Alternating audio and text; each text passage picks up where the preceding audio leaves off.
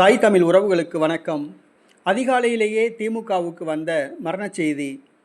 அதிகாலையிலேயே திமுகவுக்கு வந்த மரணச் செய்தி என்ற தலைப்பில் இந்த காணொளியை காண்கிறோம். திமுகவின் மூத்த தலைவர் காலமானார். திமுகவின் மூத்த தலைவர் காலமானார்.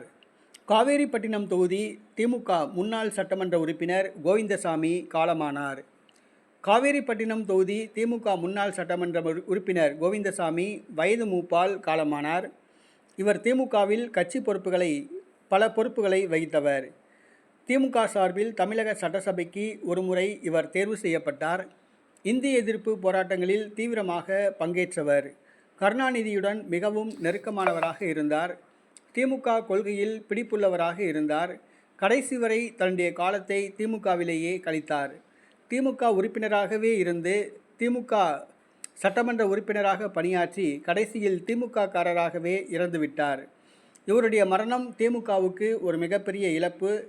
இவருடைய மரண செய்தி மு.க. ஸ்டாலினுக்கு தெரிவிக்கப்பட்டது. மு.க. ஸ்டாலின் இரங்கல் தெரிவித்துள்ளார்.